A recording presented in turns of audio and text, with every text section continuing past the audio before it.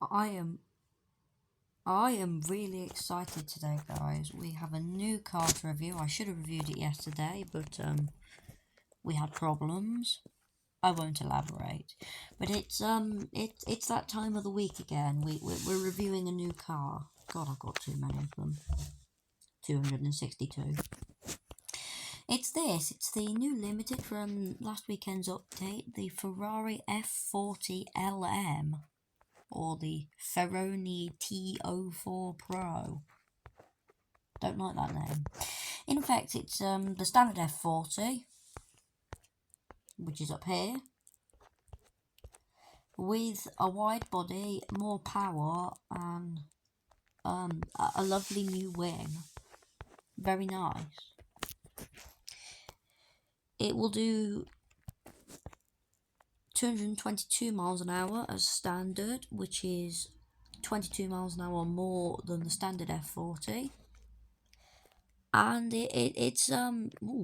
well, we're going to start out by drifting it, and it's a good drifter. Very easy to, I was about to say very easy to get back into shape when you drift. And then I promptly went and messed it up, but it has quite a decent turning angle, but it's really fun actually. I like it. Chassis holds the power well. So we can see that it drifts. Only I can't, but we're going to do some of the races in it. And then come to a verdict on if it's a W or an L. So, more stats. It has 8.5 handling. Never mind, it has 8.4, like the standard car. It costs 7 million, or, hold on. 7 million in-game pounds, or, fuck, I can't say how many, don't know how many Robux it is. I think it's 399, which is a fair deal. For the same price, we could get, I think it's the race car bundle? Yeah, the race car bundle, which has cars that when you tune them will do 250 miles an hour. I'm looking at you, the Formula 1 car. So my first impressions, we're racing this car bone stock. I've not done any upgrades to it. I've not lowered the suspension. It's not very stable. Interesting. It's not very stable, but I haven't done any upgrades to it. No engine tunes, no new tyres. It's not stable at all. Oh god. Maybe suspension lowering isn't actually a bad idea. That's an extra 26 grand. But that was quite a nice corner. It corners well, unless you hit a curb, then it doesn't. It's too unstable. They need to make it more stable. So maybe then it's not for the city race that it's supposed to be designed for. Maybe it's supposed to be a race car. Well, after we take it on the highway, we will go to the circuit race and we will find out. The highway I like because you can test the car's high-speed handling very easily. It's all very good handling at 100, but can it handle at 200? Well, we're gonna find out. A 38.5 is a very respectable time. But the reason the total lap time was 50 seconds more, that was because of the rolls. It doesn't like rolling, so if you're racing this on the city, one tip, try not to curb the wheels. They will usually make you flip badly. Anyway, now we're going on the highway. This could be interesting. On one hand, I don't think this car handles very well. 8.4 compared to... Oh.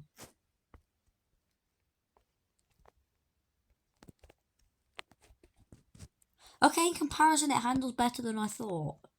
I'm not going to compare it to the Evire because the Evire has exceptional handling. higher than the class average. And I'm not comparing it to the Veyron SS because that's the Veyron SS.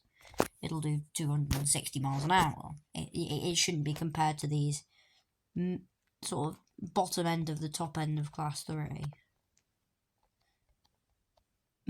Middle top. Better than the middle. But not as good as... Oh, fuck's sake. So yeah, just around the sort of cars around its main area. Cars that do similar performance to it. So it handles actually decently. Take the bridge. Take this corner cut.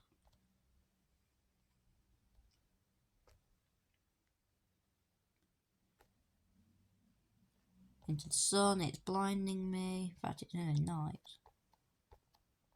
It does have really good high-speed handling. But the problem is, look at the body roll, which we saw in the city race wasn't the best. It rolled twice. If this car can get maybe a bit low, around the 2-minute marker, I will be around the 2-minute marker for this race. I will be impressed. I doubt it will though, because it takes a very, very fast car. And the fact of the matter is, it sort of goes really well up to 140, 150, then it sort of trails off. We need a more constant acceleration. So it hasn't managed to get it under 2 minutes. But here it is, 208.6, with the best lap being around a minute. I've forgotten what it was already because I'm an idiot. What was it?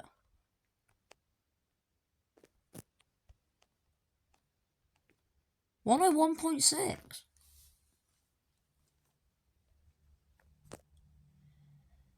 Actually, that's not too bad. So now we're gonna head on over to the circuit before we do the mountain race and then come to a verdict. I like this car. I mean, it's hard to stomach the £7 million price tag. Oh, we haven't done the drag race, that's a good point.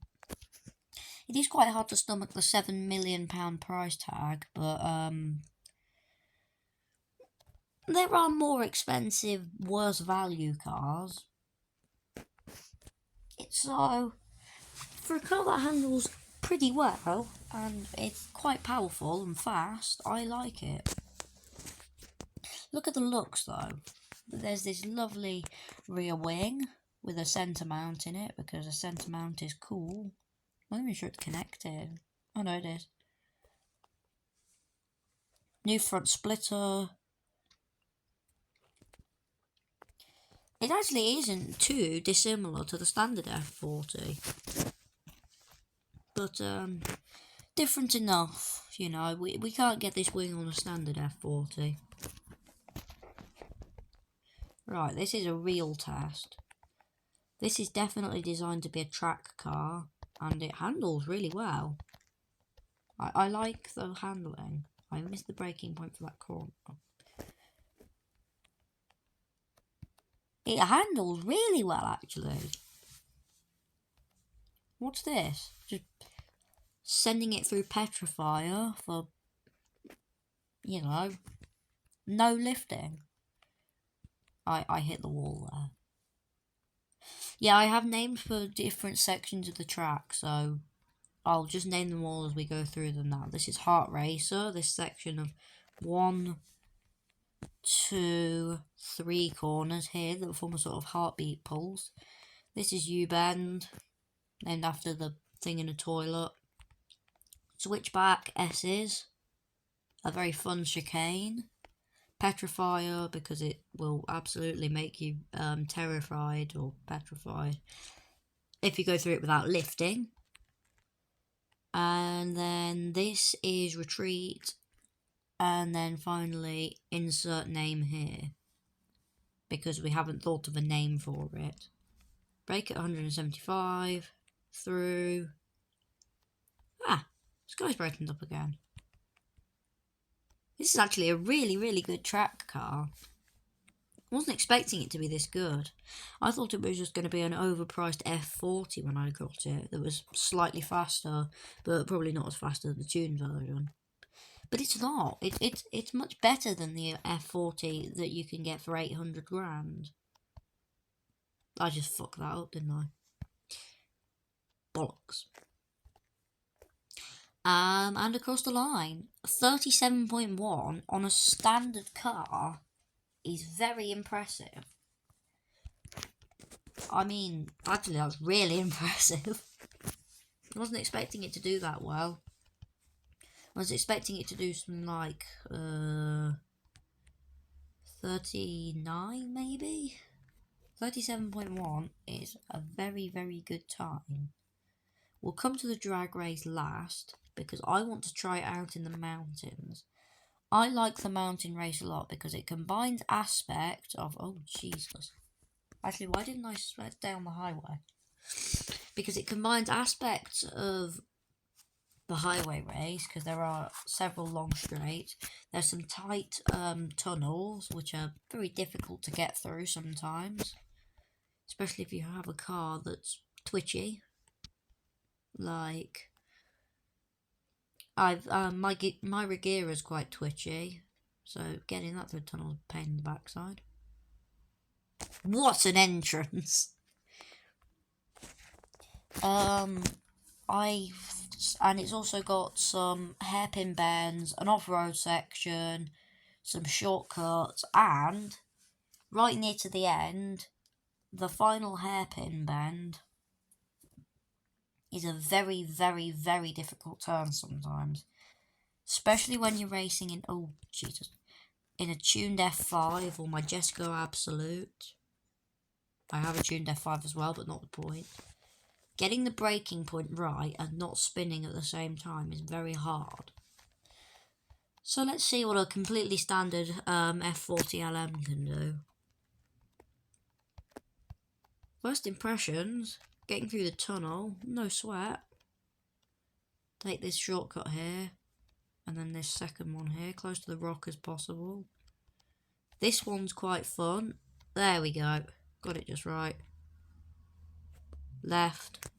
Actually, this is an extremely tidy handling car.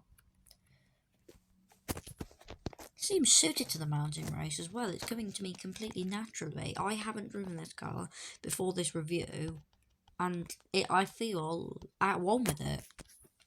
It's obeying me. It's understanding me. Oh my god, this is weird. Right, I did hit the wall there and there. Oh no! Oh damn it! Just as it was getting good, I ran out of talent. Then again, CDT physics are a bit jank. I knew I should have braked a little bit more. Anyway, take the shortcut. Still going to be in for a good time. 1 minute and 28.5. That's really good. I spun it without even pressing the handbrake. Another example of good CDT physics. 128.5 with that accident. Very, very impressive. I was expecting, because of that accident, something above 130. Possibly a 132. So yet again, it surprised me in a good way.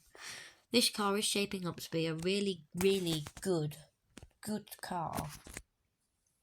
Standing quarter for the last race of the video. I know it's probably a bit late. You've got... Oh no, wait. Sorry, this car's a 3-week limited, but... You've probably got around... So yeah, you've got 2.5 weeks still to get it. My recommendation is get it. It's a really good car. 8.2, actually not too bad. I recommend it. It's a really seriously good car. I think it's actually better than the Victor. Definitely better than the Venom GT. I tried to say F5 for a moment. Oh god. And it's just a really good car in general. It also can slide. I missed the handbrake button. But look. See? Really good car. So yeah, buy it. I recommend it. And tune it. Tell me what it's like. So comment down below. Like, subscribe, bell, all the usual YouTube bollocks. And thank you for watching. Goodbye.